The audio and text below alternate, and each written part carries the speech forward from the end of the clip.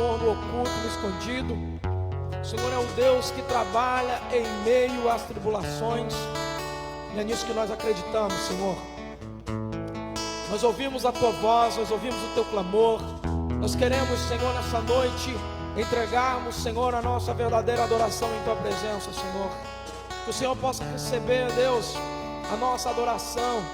Que não venha ser uma adoração forjada, mas seja uma adoração, Senhor, que nasce dentro da nossa alma, do nosso espírito, e que possa chegar até o trono da Tua glória. Recebe, ó Deus, cada canção. Deus, que o nosso talento, Senhor, venha desaparecer para que a Tua glória, Senhor, venha aparecer nesse lugar. Senhor, manifesta a Tua justiça, o Teu poder sobre a nossa vida, sobre a nossa casa. Que haja, Senhor, aqui nesse lugar, Deus, um momento de adoração. Que haja nesse lugar, meu Deus, um momento de extremamente, Senhor, um momento, Senhor, onde a gente venha dedicar, Senhor, no nosso louvor a Ti. Nós queremos, Deus, entregar o nosso tudo na Tua presença. Eu não sei o que Você trouxe hoje, mas o Teu tudo hoje pode ser o Teu louvor, pode ser Tuas lágrimas, pode ser uma oferta, pode ser algo que você tem que se apegar, desapegar. Mas o importante é que você esteja na casa do Senhor, louvando, adorando, exaltando, para que Ele seja glorificado, para que Ele seja exaltado e para que a Sua glória se manifeste no meio de nós. Em nome de Jesus.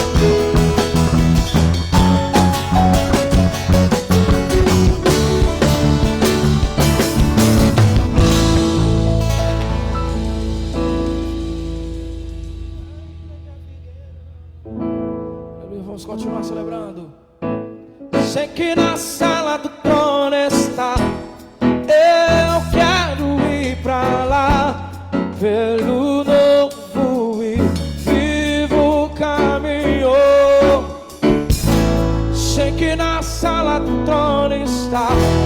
Eu quero ir pra lá e pelo novo e vivo caminho.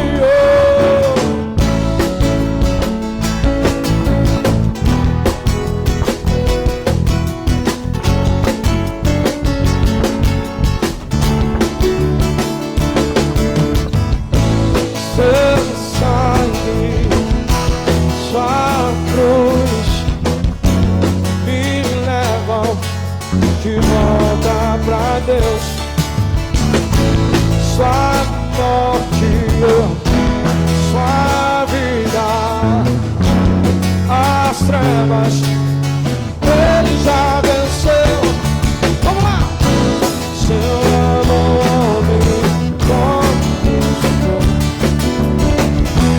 Sou eterno de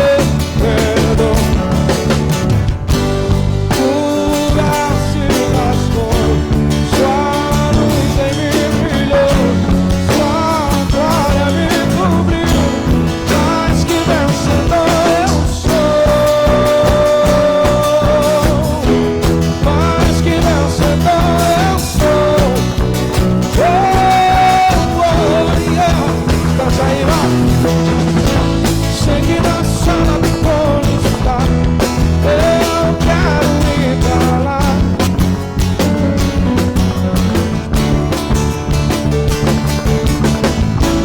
Sei que na sala do trono está. Pelo novo vivo caminho.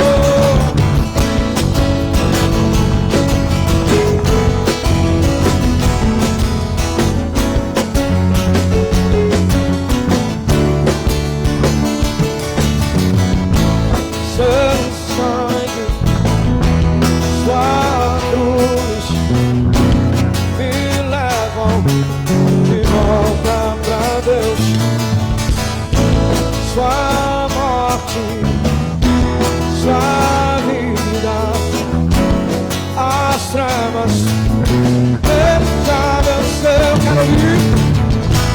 Seu amor me conquistou. Sou eterno de perdão.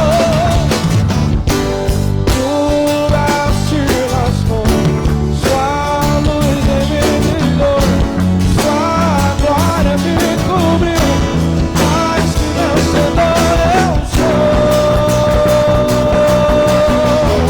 mais que vencedor eu sou. Cante aí. Segue na sala do trono está. Pelo novo vivo caminho. Sei que na sala do trono está. Pelo novo, só a igreja aí. Sei que na sala do trono está. Eu pelo novo vivo caminho. Sei que na sala do trono está. Pelo novo e vivo caminho.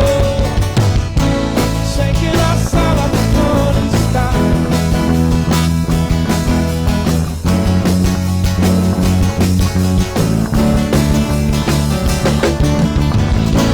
Sei que na sala do trono está.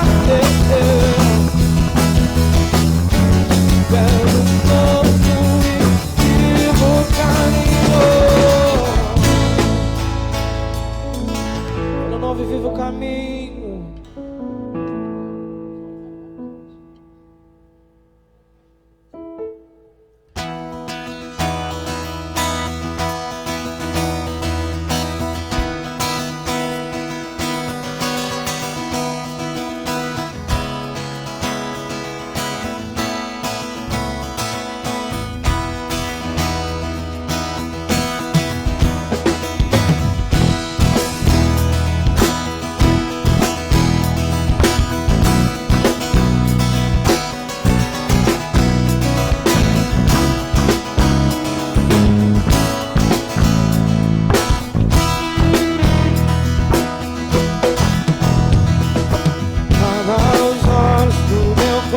coração. Abra os olhos do meu coração. Quero te ver, oh. Quero te ver, te ver. Abra os olhos do meu coração. Abra os olhos do meu coração. Quero te ver, oh. Quero te ver. Mais uma vez, cante. Abra os olhos do meu coração. Abra os olhos do meu coração. Quero te ver, te ver, te ver, te ver. Quero te ver, te ver. Exaltado e exaltado e bem alto, brilhando a luz da tua glória. Derramo teu amor e poder, pois tu és santo, santo, santo. Exaltado e bem alto, brilhando a luz da tua glória. Derramo teu amor e poder, pois tu és santo, santo, santo. Santo, santo, santo. Santo, santo, santo. Santo, santo, santo. Quero te ver. Santo, santo, santo, yeah. Santo, santo, santo. Santo, santo, santo. Abra os olhos. Abra os olhos do meu coração. Abra os olhos do meu coração. Quero te ver. Quero te ver, Senhor. Abra os olhos. Abra os olhos do meu coração. Abra os olhos do meu coração. Quero te ver, te ver, te ver.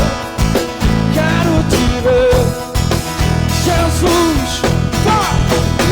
Exaltado e bem alto, brilhando a luz da tua glória.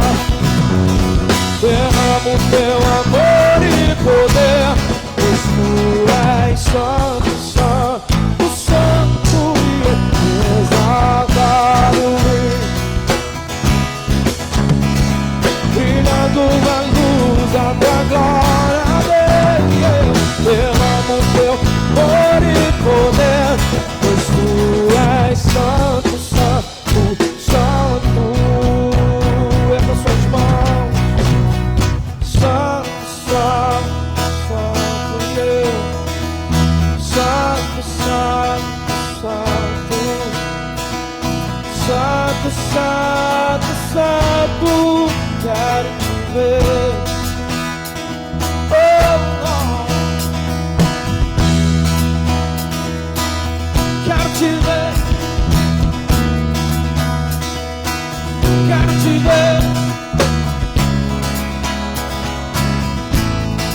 Quero te ver.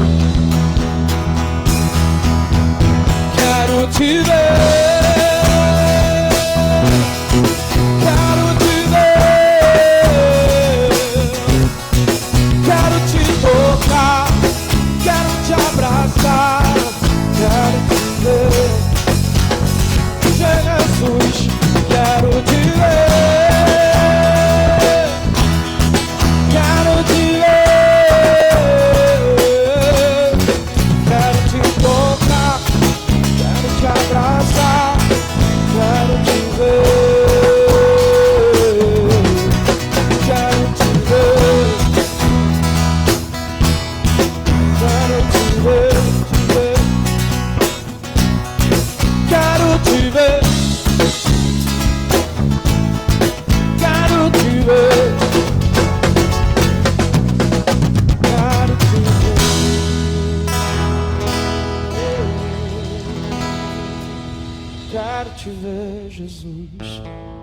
sentir a tua presença aqui nesse lugar, essa noite.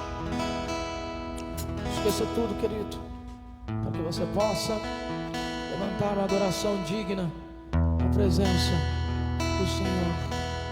Aleluia. Aleluia.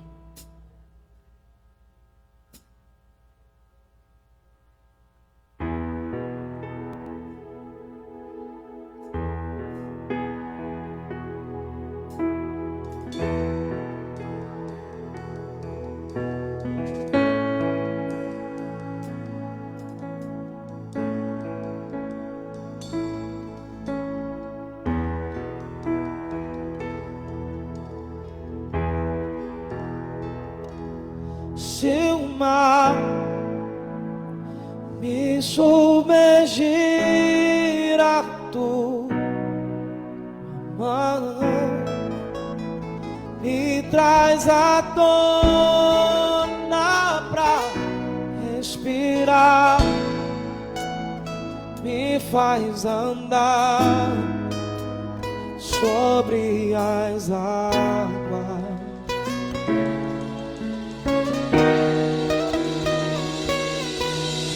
És o Deus da minha salvação, és o meu dono, minha paixão, minha canção e o meu louvor.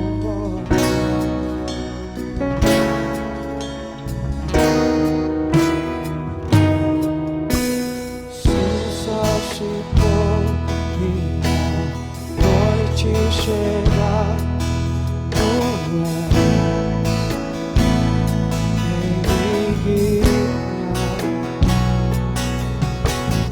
até tempestade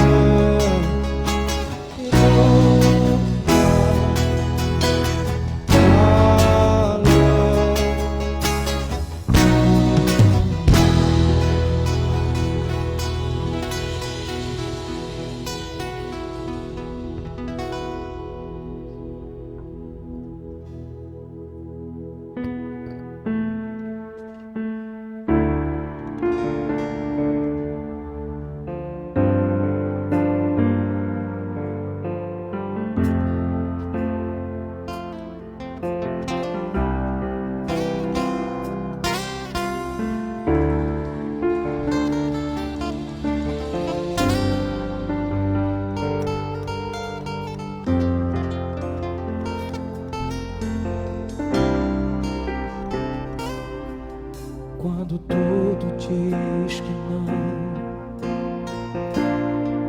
sua voz me encoraja a prosseguir.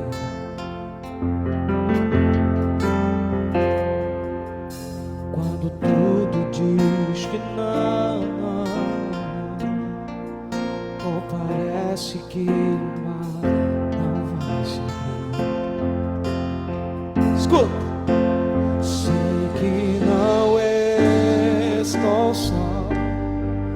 E o que dizem sobre mim não pode se frustrar. Venha em meu favor, cumpra em mim teu querer. O Deus impossível desistir de mim. Sua destra me sustenta e me faz prevalecer. Deus impossível,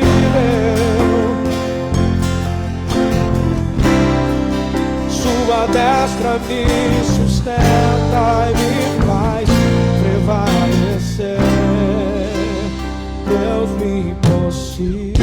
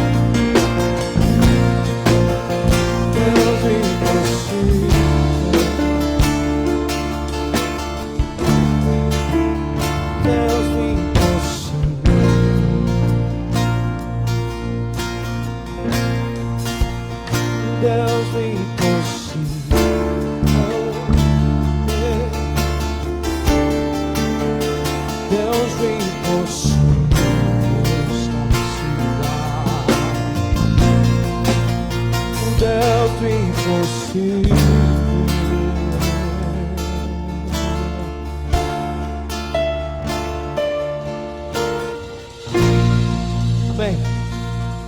Louvado seja o nome do Senhor. Pode sentar, amém.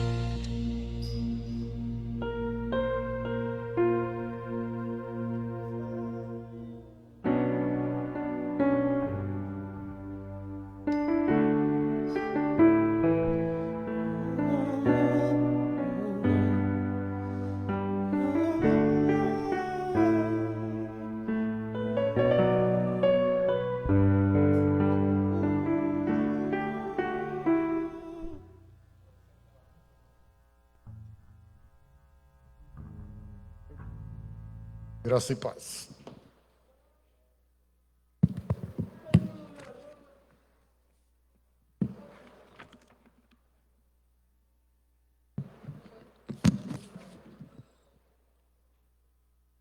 Eu acho que a gente ainda não pensou na hipótese de uma eternidade com ou sem Deus. Tá? Eu acho que a gente não pensa ainda. Eu estou falando da gente, eu estou generalizando. Você vê a parábola do semeador, né? A colheita vem decrescendo, né? Domingo estava um monte de gente, terça-feira estava mais ou menos e hoje pouca gente, né? A gente ainda não colocou na cabeça da gente que a eternidade é algo sem fim, tá bom? Ou você vai passar com Deus, ou você vai passar sem Deus, tá bom? Não tem recuperação. Oi? Pode. Amém? Então, praticamente a gente não começou a parte 2 daquele tema, o mundo e a humanidade. Tá? Amém? Vai tentar terminar hoje, se Deus quiser. Amém, queridos? Mas antes, se você trouxe a sua oferta e quiser depositar no gasofilácio, fique à vontade, tá bom? Pela fé, deposite a sua oferta aí no gasofilácio.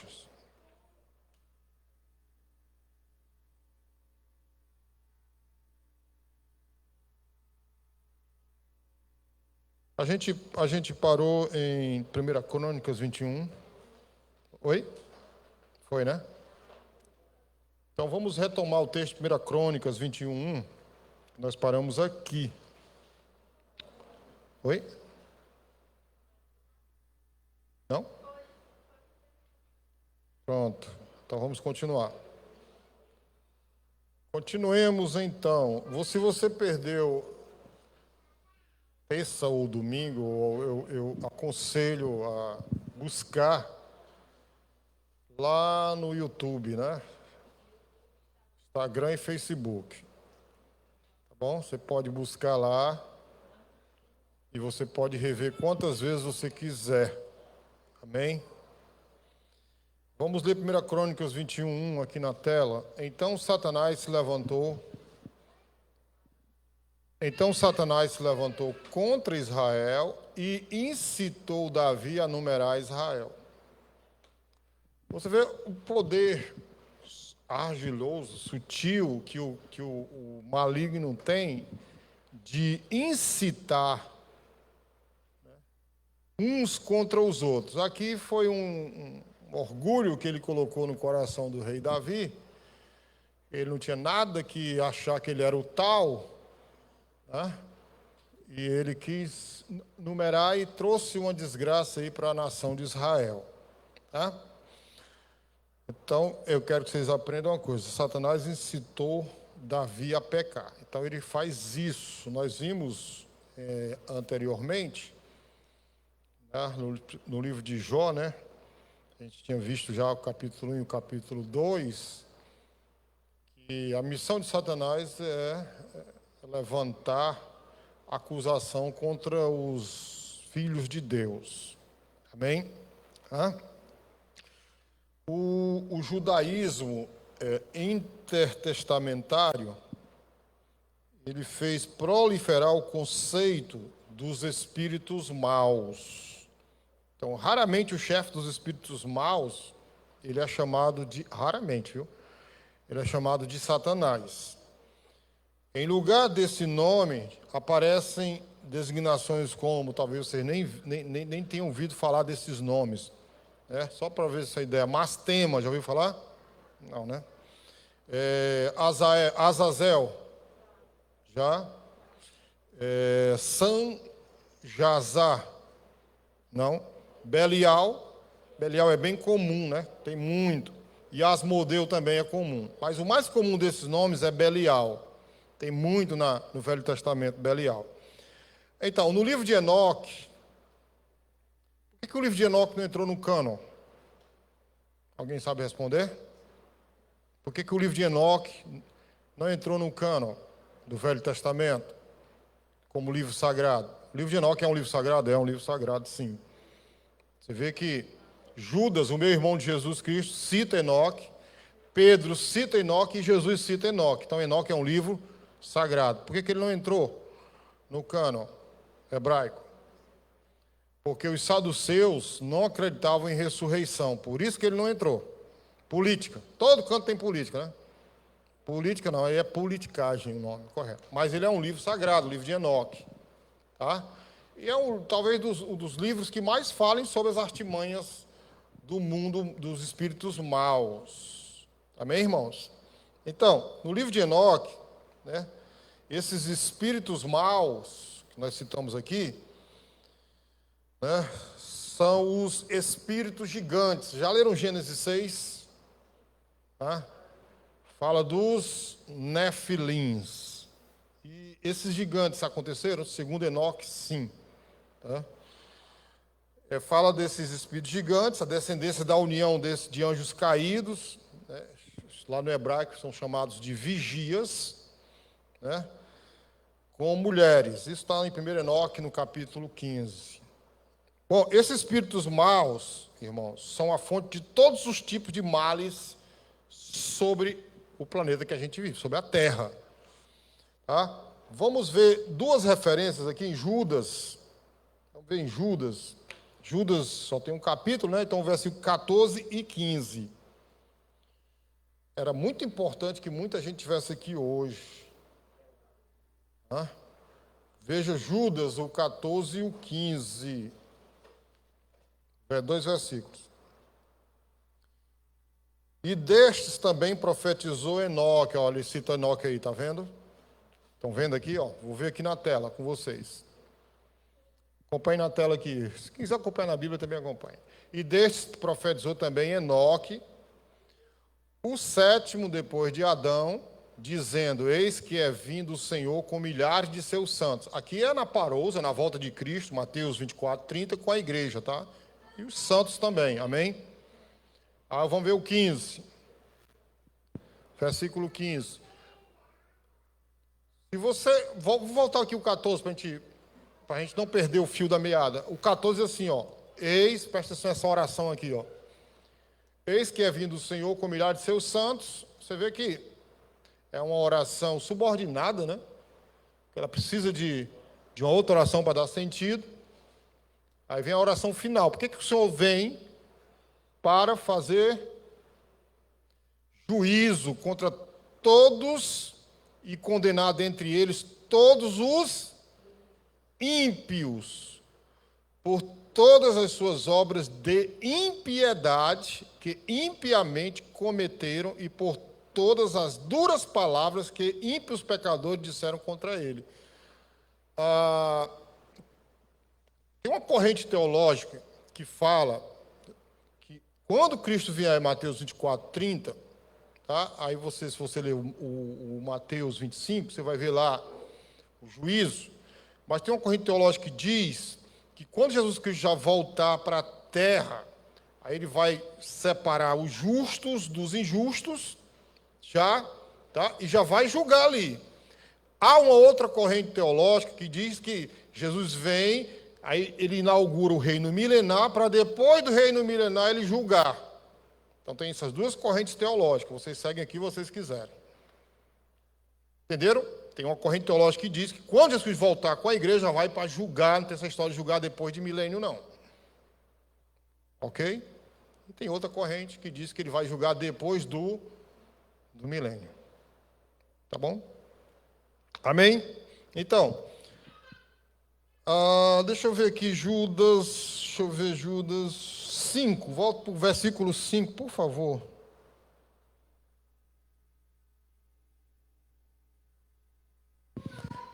Em Judas, no verso 5, do mesmo capítulo, só tem um capítulo, né? Diz assim, ó, acompanha aqui.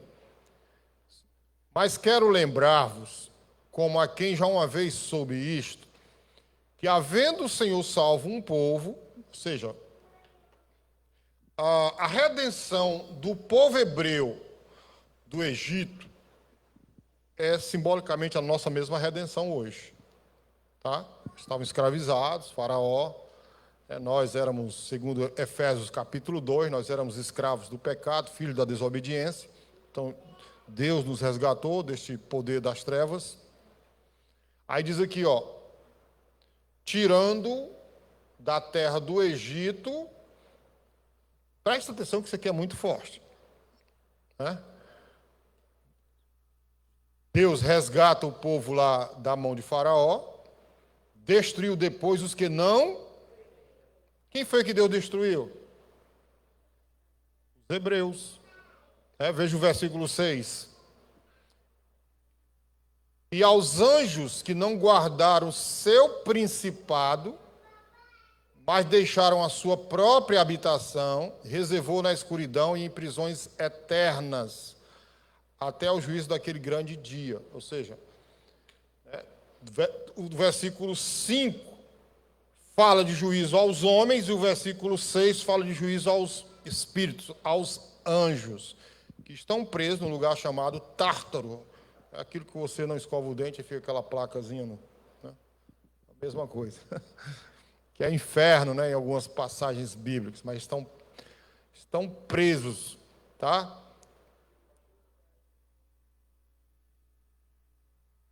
Exatamente. Enoque fala sobre isso. Por conta de Gênesis capítulo 6, eles desobedeceram o comando de Deus e Deus simplesmente prendeu eles.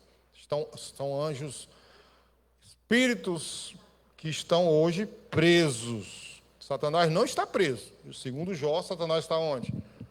Rodeando a terra para render para quem acusar diante de Deus. Então, amém? Então, 1 Pedro 3... 1 Pedro, capítulo 3. Então, 1 Pedro. Bom, hoje também eu estou falando de escatologia, viu, gente? Embora a gente não está falando especificamente de escatologia segundo Mateus, nós estamos falando de escatologia aqui segundo Deus.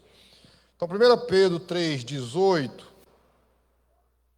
Porque também Cristo padeceu uma vez pelos pecados, os justos pelos injustos, para levar-nos a Deus, mortificado, na verdade, na carne, mas vivificado pelo Espírito, no qual também foi e pregou, vamos lá, agora para cá, vou parar aqui, no qual, depois da morte dele, né, Jesus morreu, tal, no qual foi também pregou aos espíritos em prisão.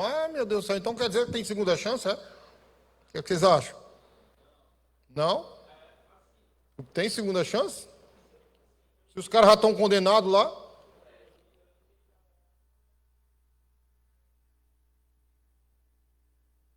Na verdade, esse verbo aí está mal empregado aqui. Tá? Pregou, dá a ideia de que ele deu uma segunda chance, não dá? Parece-me aqui uma segunda chance, mas não. Esse pregar aí, ele foi lá anunciar o julgamento. Vocês estão condenados mesmo. Juízo, aí é juízo mesmo, tá? Não tem segunda chance, não. Não existe recuperação nem segunda chance. Não, claro que não, claro que não, claro que não. Não. Julgamento, aí é julgamento. Amém, irmãos? Então, não existe recuperação nem segunda chance. Meu amigo, quem é santo não pode mais viver com a semente do pecado no coração, não, tá? Amém? Então, vou ler até o 22, né? 19. 20. Os quais, noutro tempo, foram rebeldes, quando a longanimidade de Deus esperava nos dias de Noé, enquanto se preparava a arca, na qual poucos, isto é, 8 almas se salvaram pela água. Então, estão vendo aí, gente, que essa história de dizer que uma multidão vai ser salva, isso não tem na Bíblia, não tem fundamentação bíblica para dizer que uma multidão vai ser salva. São poucos que serão salvos. Entendeu? Poucos. Aqui está falando de 8 almas. E a outra multidão? Morreu, foi condenada. Verso 21, que também, como uma verdadeira figura, agora vos salva, o batismo não do despojamento da imundícia da carne, mas da indignação de uma boa consciência para com Deus, pela ressurreição de Jesus Cristo. Esse batismo aqui é a mesma coisa que João Batista falou, né? Batiza com o Espírito Santo e com fogo. O Espírito Santo é salvação e fogo é condenação. 22. O qual está à destra de Deus, tendo subido ao céu, havendo-se-lhe sujeitado os anjos, as autoridades e as potências. Aí a gente mesmo, nesse mesmo Espírito, ainda 2 Pedro 2, 4.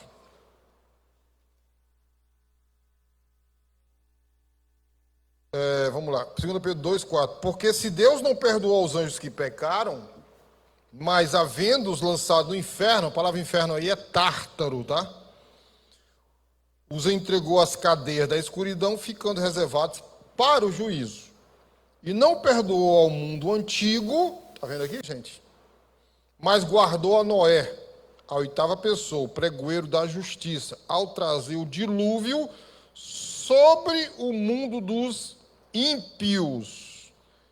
E condenou à destruição as cidades de Sodoma e Gomorra, reduzindo-as a cinza e pondo-as para exemplo que vivessem impiamente, e livrou o justo Ló, enfadado da vida dissoluta dos homens abomináveis. Até o 10. Porque este justo, habitando entre eles, afligia todos os dias a sua alma justa, vendo e ouvindo sobre as suas obras injustas. Assim sabe Deus, assim sabe o Senhor livrar da tentação os piedosos e reservar os injustos para o dia do juízo. Então, mais uma vez, que dia do juízo é esse? É quando Cristo retornar à terra, né, com poder e grande glória, para serem castigados. Isso. Né? Tecnicamente é a mesma coisa, certo? Mas principalmente aqueles que segundo a carne andam, olha o 10 aqui, esse versículo 10 a gente tem que gravar, gente. Mas principalmente aqueles que segundo a carne andam em concupiscências de imundícia e desprezam as autoridades, atrevidos, obstinados, não receando blasfemar das dignidades. Então, vocês estão vendo aqui como é sério essa história de salvação? E a gente, às vezes, não leva isso a sério. Né? Muito rapidamente a gente entra no mundo do capeta, entra no mundo da carne. Então, vamos lá. O que os evangelhos falam sobre Satanás? Dos evangelhos. Muito bem, vamos entender o que os evangelhos dizem sobre Satanás. A principal função de Satanás, irmãos, é opor-se ao propósito redentor de Deus. Essa é a principal função de Satanás. Aprenderam? Qual é a principal função do diabo? Opor-se ao propósito redentor de Deus, que é a salvação. É desviar o homem da salvação, tirar o foco, o homem, da presença de Deus. Então, essa é a principal função, opor-se ao propósito redentor de Deus. Isso nós estamos falando a visão dos dos 3 primeiros evangelhos, principalmente, Mateus, Marcos e Lucas, os evangelhos sinóticos.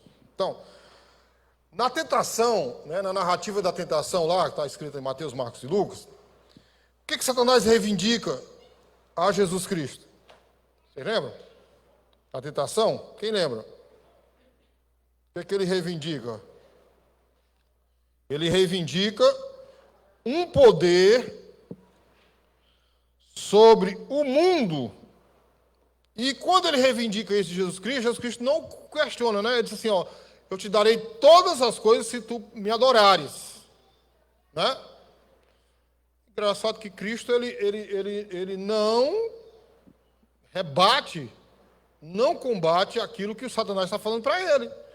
Por quê? Porque Paulo, em 2 Coríntios 4:4, ele chama Satanás de o Deus deste século, que esse século, esta era, que vai terminar com a volta de Cristo. Tá? Ele diz aqui, ó, nos quais só o Deus deste século, quem é o Deus deste século? Segundo Paulo, é Satanás. cegou os entendimentos dos incrédulos para que não lhes resplandeça a luz do Evangelho da glória de Cristo, que é a imagem de Deus. Tá? Aí vem Mateus 12, 29. Eu fiz até essa pergunta no grupo de obreiros, só quem respondeu foi o Josué e a Leonor, acho, se eu não me engano. Vocês têm economia, né, de responder as coisas, né, de ler. Vocês leem muito pouco, eu vejo quem lê e quem não lê. Eu fiz essa pergunta aqui desse texto de Mateus 12, 29. Mateus 12, 29. Gente, se a gente não lê, a gente não vai descobrir este mundão aí, não, essas coisas maravilhosas da palavra do Senhor, principalmente. Jesus fala assim, Mateus 12, 29. Ou como pode alguém entrar em casa do homem valente e furtar os seus bens, se primeiro não maniatar o valente, saqueando então a sua casa? O que estava acontecendo em Mateus 12? Jesus Cristo expulsa um demônio, né? Expulsa um demônio, e há um conflito depois que ele expulsa esse demônio. Porque os líderes religiosos, eles estavam duvidando da autoridade de Jesus, dizendo que ele não era o Messias, que ele expulsava o demônio por Beelzebu. Aí Mateus fala isso aqui. Aí Jesus diz: como pode alguém entrar em casa do homem valente? O que significa isso aí, gente? Oi? O que significa isso aí? Essa casa do homem valente. Vamos lá, vamos raciocinar. Eu vou ajudar vocês a raciocinar. Nós vivemos numa era onde é dominada por quem? Segundo Paulo. Então Jesus entra nesta era, filho de Maria, né? Filho da Virgem, entra nesta era, se batiza, né? E começa a se manifestar. O que está acontecendo ali? Jesus Cristo está o quê? Ele está entrando na casa de quem? Do homem valente. Quem é o homem valente? Satanás. Estou entendendo agora o texto? Amém? Então Jesus entra neste mundo, né, onde é dominado por Satanás, que é o valente. Aí o que é que ele diz? Né? Como pode alguém entrar na casa de um valente e furtar os seus bens, se primeiro não amarrar, não derrotar. Amém, queridos? Jesus derrotou ele ou não? Sim. Então Jesus ele fala dessa invasão da casa do homem valente, porque esta era presente, né, que nós lemos aí, é uma era dominada por Satanás. Por que ele entra e despoja? Onde é que tem isso? Qual o texto que a gente encontra essa passagem? É Colossenses 2,15, 2,14, 15. E tendo despojado principados e potestades. Amém? Então, todos os poderes espirituais, escute, todos os poderes espirituais foram criados por Deus. Amém? E todos os poderes espirituais, quer sejam bons ou maus, eles, consequentemente, estão sujeitos ao poder de Deus. Amém, queridos? E presta atenção agora, a gente escuta desde pequeno, principalmente quem toca na música, né? E essa história que a gente aprendeu de que Deus criou Lúcifer e ele se tornou em Satanás, é verdade ou é mentira? Hein? Eita, tá. Isso é que a gente aprende, né? Mas qual o fundamento bíblico para isso? Aí você cita Isaías 14 e Ezequiel 28. Muito bem, nós aprendemos que a Bíblia tem que ser interpretada literalmente, não alegoricamente. O contexto de Isaías 14 não tem absolutamente nada a ver com Lúcifer. E o contexto de Ezequiel 28 não tem absolutamente nada a ver com Lúcifer. Amém? Eu até já falei sobre isso em épocas passadas, mas hoje eu desfaço o que eu falei. A gente erra, né? Então, pastor, Deus não criou Lúcifer e ele se transformou em Satanás? Não. Não. Tá bom? Não. Ok? Ao rei aí que ele fala de Tiro. Isso. É um julgamento a um rei que ele faz, não a Lúcifer, tá? Então, a doutrina de Satanás e dos demônios, a gente tem que entender isso, elas têm várias implicações, várias e diferentes implicações teológicas. O mal, ele não é diretamente, o mal, ele não é diretamente imposto por Deus aos homens. Tiago fala sobre isso. Tiago fala sobre isso quando ele fala de tentação. Tá? Amém? Nem tampouco se trata de um mero acaso ou de um destino caprichoso. Então, qual é a raiz do mal? Aí que sim, a gente tem que aprender isso aqui hoje. O mal, ele tem suas raízes, sabe aonde? Na personalidade do homem. O mal tem suas raízes na personalidade. O propósito do mal é frustrar a vontade de Deus para a nossa vida. Por isso que Paulo dá um conselho bem prático em Romanos 12, 1 e 2, né? A gente não deve se acostumar com este mundo, mas transformar pela renovação do vosso entendimento, para que a gente possa experimentar o quê? A vontade de Deus, que ele é boa, perfeita e agradável. Amém, queridos? Então, a personalidade do homem, né, segundo o direito civil, na fecundação você já é uma personalidade. E nós somos contra o aborto, porque já tem vida, já tem personalidade ali já. E você adquire sua personalidade através da sua casa, da sua família. Se você vê seu pai mal educado, provavelmente você vai ser um mal educado. Se você vê, né? Aí eu botei até um texto hoje, não sei se os irmãos leram, no grupo de casais, sobre divórcio, né? Texto ontem e hoje, 2 textos falando sobre divórcio. O mal que o divórcio faz numa casa, meu amigo, com a criança, é simplesmente algo terrível. A personalidade vai sendo danificada, né? na criança. Quem não leu ainda a reflexão de hoje de casais, leiam, tá? Amém? Leiam em nome de Jesus Cristo. Então escute uma coisa aqui, por favor, escute. Nós não precisamos de um princípio racional que explique o porquê da criação dos poderes espirituais, aos quais foi permitido tornar-se hostis a Deus. A gente não precisa vasculhar na Bíblia e ir atrás disso, não. E nem tem muita coisa na Bíblia que fala sobre isso. É muito limitado. Tá bem? Nós não precisamos aqui ficar com dor de cabeça por que Deus criou Satanás e tal. Deus tem as razões dele. Agora, tudo que Deus faz, meu amigo, tem um propósito. Amém?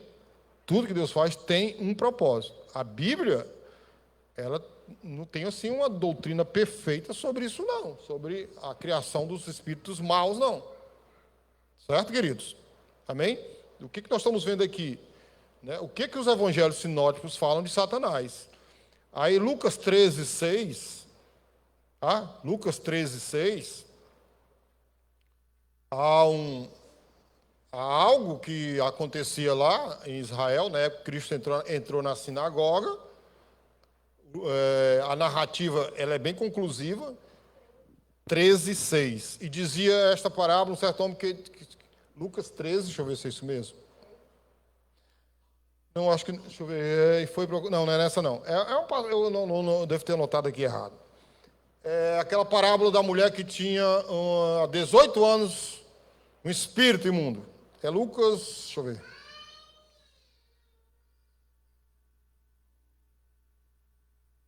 Lucas, a mulher que tinha um espírito há 18 anos. Quem achou aí? Me ajuda aí.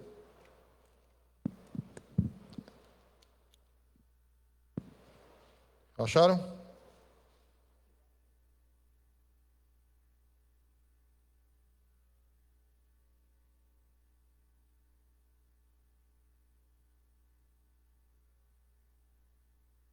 Três, 10. Beleza. Eis que ali estava uma mulher, 11, né? Que tinha um espírito de enfermidade, já havia o quê? 18 anos. 18 anos, Satanás quer que fazia com a mulher? Mantinha essa mulher presa. 18 anos. E andava curvado e não podia de modo algum endireitar-se. Então nós estamos vendo aqui, nos evangelhos sinóticos, a ação de Satanás. Bem, queridos?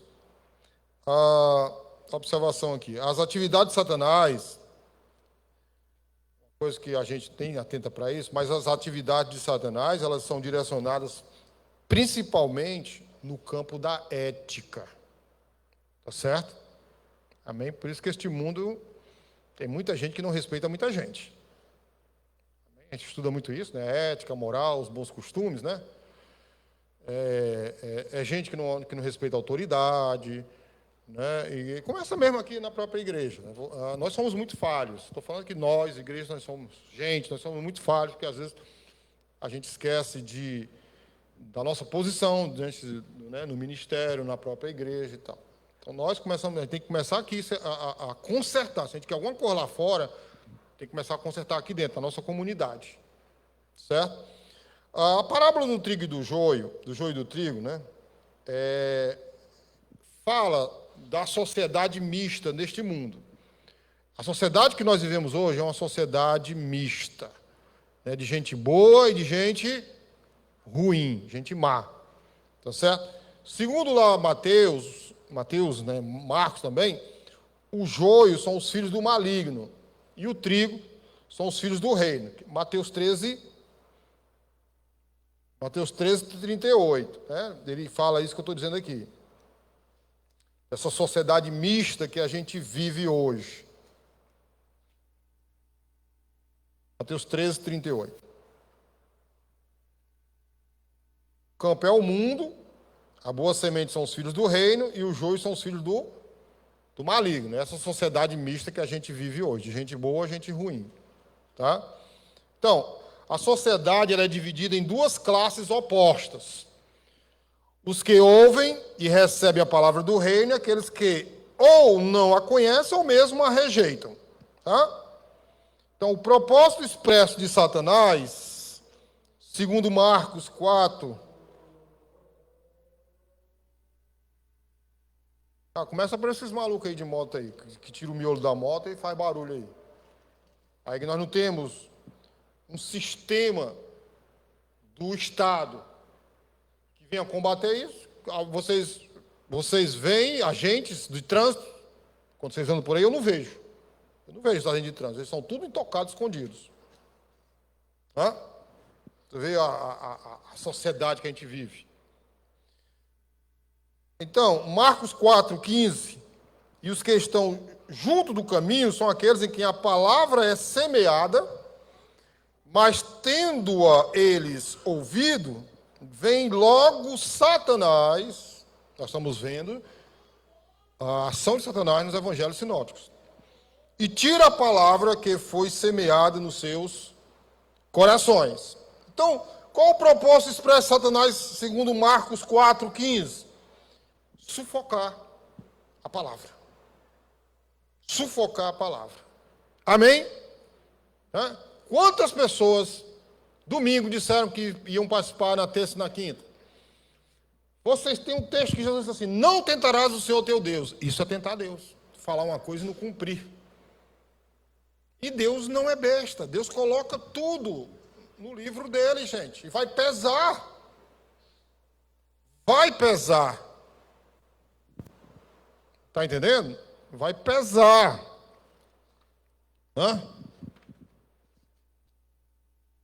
Durante a tentação de Cristo, Satanás procurou desviar Jesus de sua missão redentora.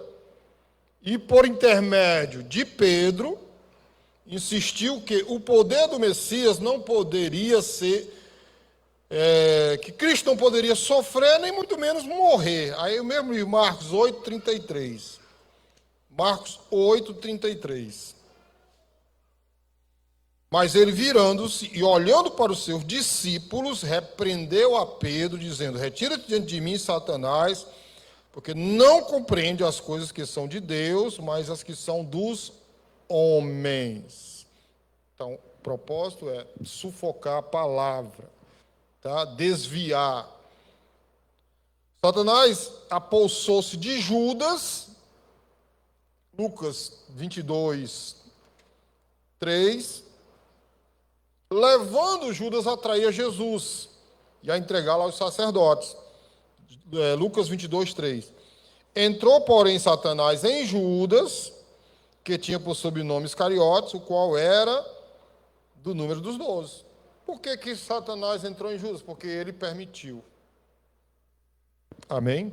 Permitiu. Através da sua vida, né?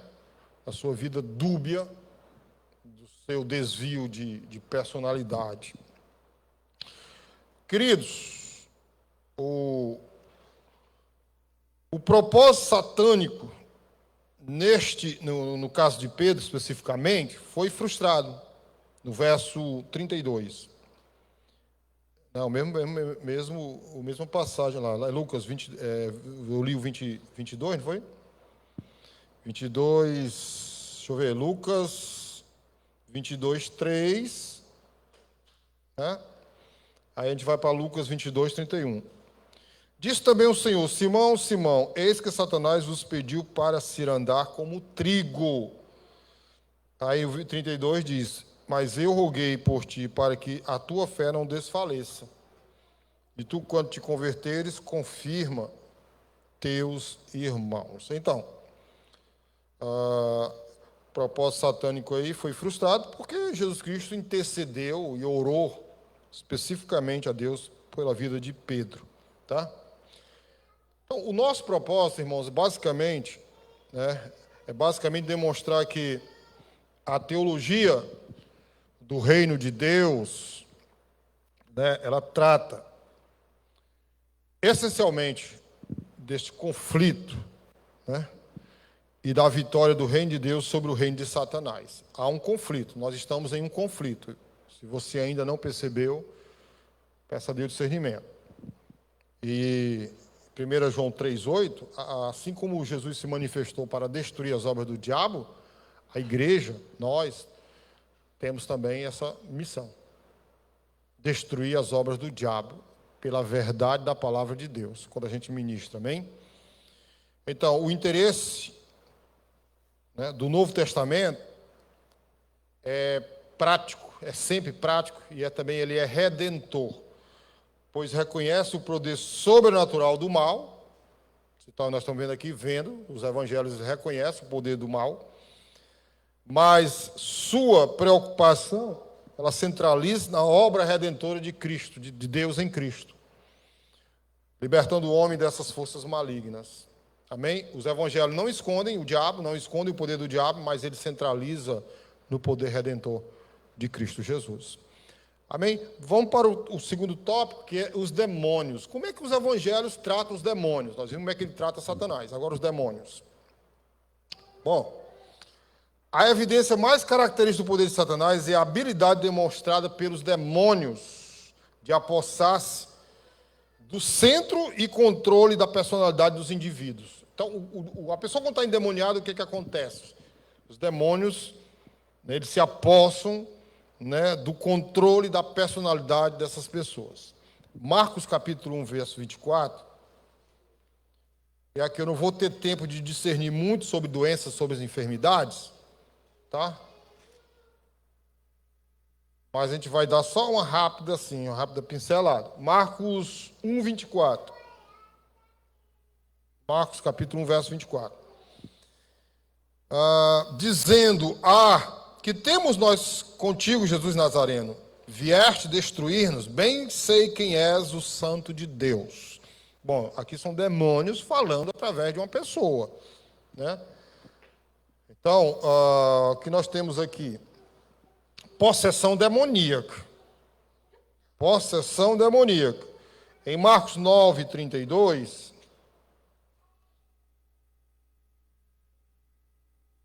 Marcos capítulo 9, versículo 32. Mas eles não entendiam esta palavra e receavam interrogá-lo. Bom, o que eu estou falando está certo mesmo. O que está acontecendo aqui? né, nesse contexto. Eu acho que eu anotei a passagem errada. Eu li Marcos o quê?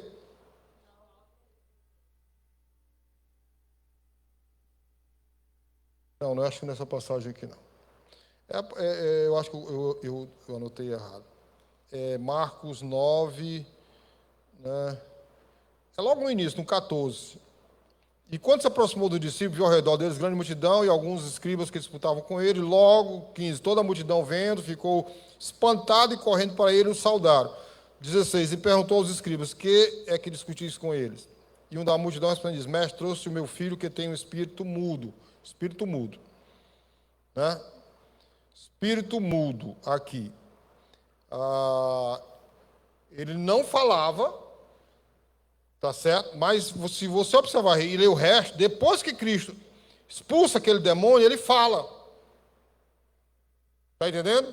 Então, o demônio impedia daquela pessoa falar. Amém, queridos? Aleluia. Então, olha a posição que nós temos, igreja. Tá? Todo mundo é endemoniado? Não. Aí vai entrar o discernimento, né?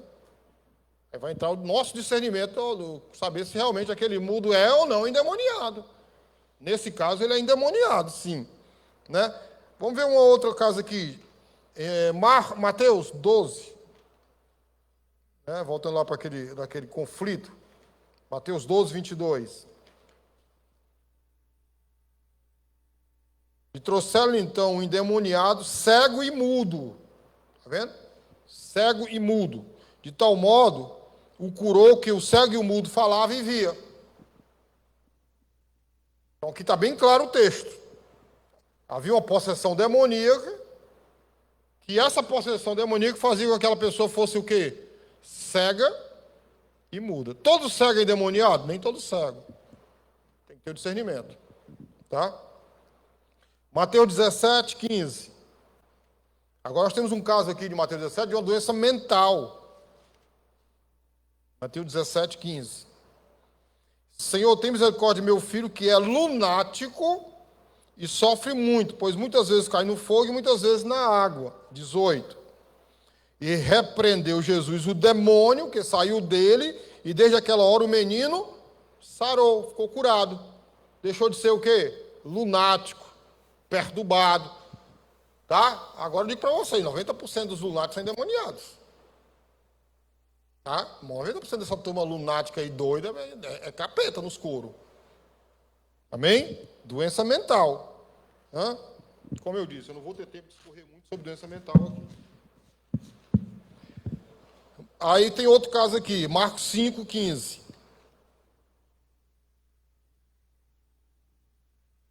Marcos capítulo 5, verso 15. E foram ter com Jesus e viram o endemoniado, o que tivera a legião assentado, vestido e em perfeito juízo, vestido em perfeito juízo, e temeram. Aqui está falando daquele endemoniado lá, que eu até ministrei aqui uma vez, em Gadara, né? Gadareno. É o cara que vivia acorrentado, né? Cadeias, prisões, ninguém poderia prendê-lo, vivia nu, sujo, imundo e tal. Jesus atravessou lá, só para expulsar aquele demônio, e ele ficou, né, perfeito juízo. Era louco, insano, ficou em perfeito juízo. Então, o que observamos? Que a disfunção, né, deste caso aqui, do Gadareno, foi devido ao fato de o centro de sua personalidade ter caído sob a influência de poderes satânicos. É o caso do homossexualismo. Os demônios atuam na personalidade da pessoa. É o caso das pessoas que começam a entrar no mundo do crime, do furto, do roubo, na personalidade. Onde é que o demônio atua? Na personalidade. É o caso das pessoas que mentem. Onde é que o demônio está atuando? Na personalidade da pessoa. Amém? Jesus cura. Jesus cura também a personalidade da pessoa. Agora a pessoa tem que querer, tem que vir. Amém? Então, Jesus curou tanto aos doentes quanto aos que eles se encontravam possessos de demônios. O elemento demoníaco é absolutamente essencial para a compreensão da interpretação que Jesus fez a respeito do pecado e da necessidade do reino de Deus que a humanidade tem. De certa forma, tudo isso é um pecado na humanidade. Então, o homem encontra-se em uma situação de escravidão, subjugado por um poder maior do que ele próprio. Amém? Daí, meu amigo, minha amiga, é joelho no chão, jejum e oração. Amém? Porque se você não dobrar e eu não dobrar, nós não dobrarmos nosso joelho, clamarmos mais a Deus, complicado. É só pegar Pedro, Satanás me pediu para te ser andar, mas eu roguei ao Pai. Jesus dando exemplo de oração, de intercessão. Tá? Amém? A verdade é verdade, sabe o que é? A gente ora muito pouco. A gente ora muito pouco. Tá? E vou dizer uma coisa para vocês. Essas igrejas oba-oba estão cheias de gente endemoniada dentro, viu? Se não duvidar, até pastores. Tá? Se você tiver a oportunidade de ver o site do Tzadok, eu mostrei para o pastor Belardo no início, ele fala sobre isso. Um monte de pastores evangélicos endemoniados. Personalidade. Gente que começa a pegar o dinheiro da igreja. O diabo entra. O diabo entra, meu irmão. Você abriu brecha, o diabo ele entra logo com os dois pés. Amém? Glória a Deus. Então, terceiro tópico, o mundo. Nós vimos a operação de Satanás nos evangelhos sinóticos, a operação dos demônios nos evangelhos sinóticos, agora vamos ver o mundo nos evangelhos sinóticos. Tá bom? E esse é o terceiro, ainda tem mais um que é a humanidade, né? Ou esse é o último? Não, esse aqui é o penúltimo. Gente, pensamento grego. O que é que os gregos pensavam? Porque, infelizmente, as nossas igrejas estão contaminadas pelo pensamento grego. O grego pensava assim: o homem sábio era aquele que conseguia disciplinar sua mente e controlar seus apetites carnais para que a alma ficasse liberta das influências limitadoras e deturpadoras do mundo material. Tá? Esse era o pensamento grego. Aí entra o pensamento gnóstico. O mundo material era considerado ipso facto, o reino do mal. O pensamento gnóstico, né, é que a matéria não prestava, a carne. Agora vamos para o pensamento hebraico. Olha a diferença. Olha a diferença. O mundo como criação de Deus e, muito embora estivesse impregnado de males, era em si mesmo bom. Olha a diferença, né? Do pensamento do hebraico para o pensamento grego e o pensamento gnóstico. Que justamente o pensamento grego e gnóstico entrou na igreja do século II. Agora, nós tínhamos o pensamento grego, gnóstico e hebraico. Falta o pensamento de Jesus, que é o que mais nos importa. Querem saber qual é o pensamento de Jesus com relação a Deus, o Criador? Marcos 13, 19. O que Jesus fala de Deus, o Criador? Marcos 13, 19.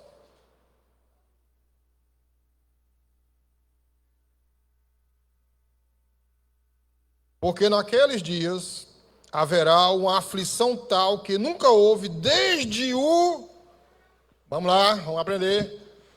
Desde o princípio que Deus... Então, o pensamento de Jesus Cristo, quem criou tudo foi Deus. Amém? Maravilha. Qual era o pensamento de Jesus Cristo com relação ao homem e o mundo? Mateus 19, 4. Mateus 19, 4.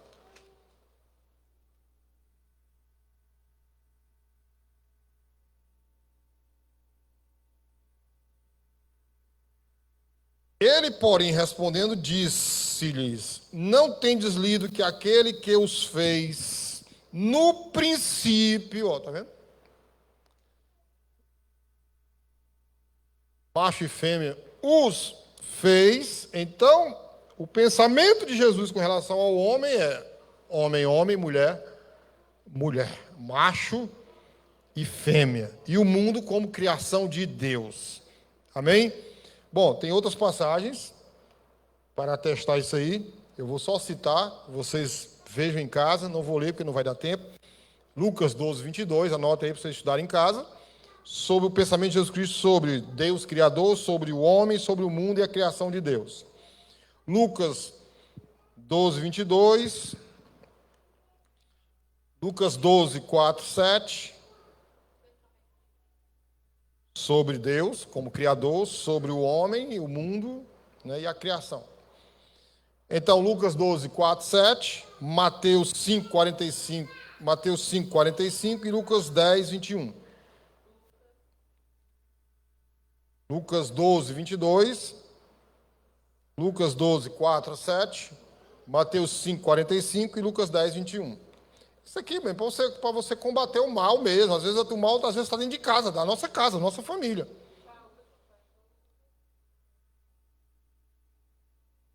Lucas 10, 21. Bom, nada na criação, nós estamos trabalhando os 3 evangelhos sinóticos, tá? Nada na criação é moralmente ruim em si mesmo. E a pecaminosidade do homem não reside no fato de ele ser uma criatura com apetites carnais. O que Jesus Cristo ensinou aos seus discípulos? A confiar em Deus. Para quê?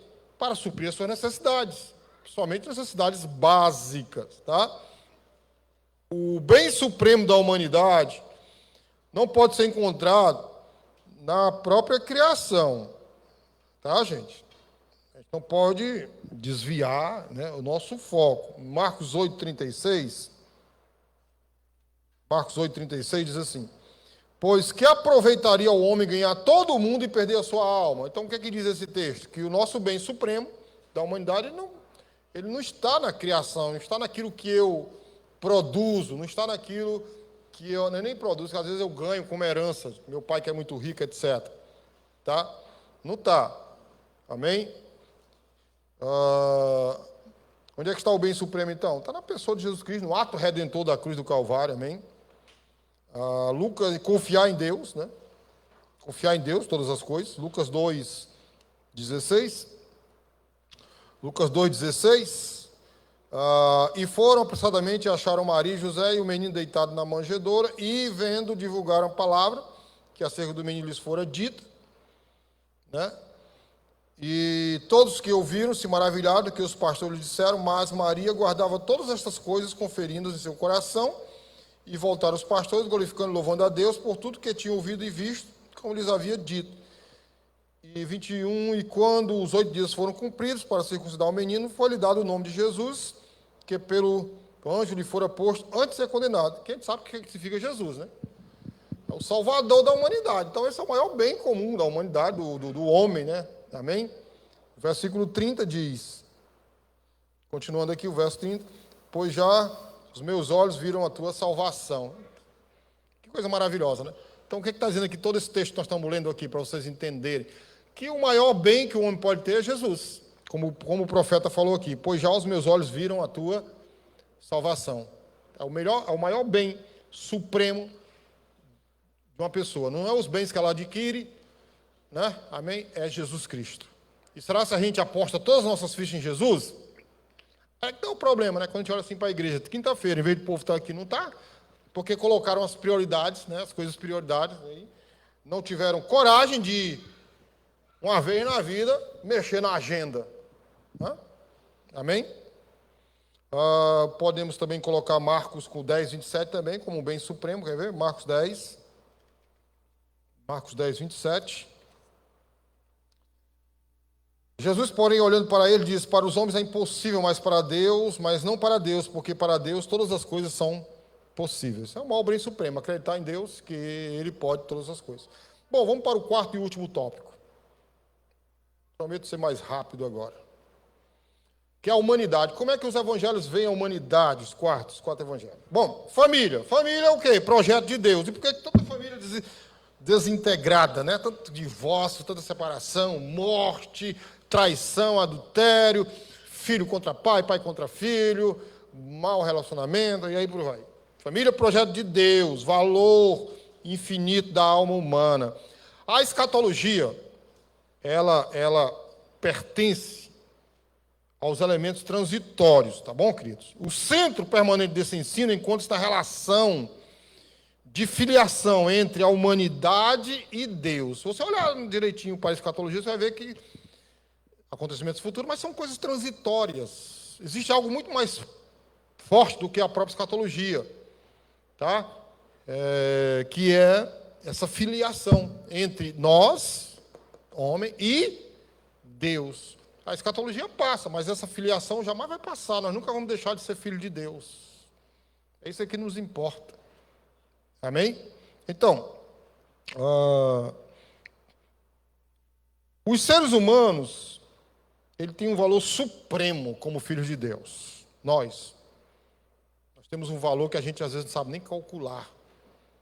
Não existe, às vezes, não existem números para calcular, para mensurar o valor supremo que nós temos diante de Deus, como filhos de Deus. Amém? Amém, queridos? Outra coisa, está a obrigação do homem como filho de Deus. Nós temos obrigações como filho de Deus. É cumprir essas obrigações que nos são impostas através das Sagradas Escrituras. Outra coisa com relação a essa humanidade de Deus, né? A irmandade dos homens. A gente olha para a sociedade, a gente vê uns contra os outros. Hoje, né? Um deputado aí foi cassado por 30 dias, né? Foi suspenso, melhor dizendo, por 30 dias, porque falou a verdade. Falou a verdade. Então você vê o nível de perversidade do coração da humanidade. Bom, então, nós estamos falando dessa relação de filiação entre a humanidade e Deus, né? Então está o relacionamento que o pecado quebrou, isso todo mundo sabe. Essa relação de filiação, o pecado entra no mundo e quebra essa relação.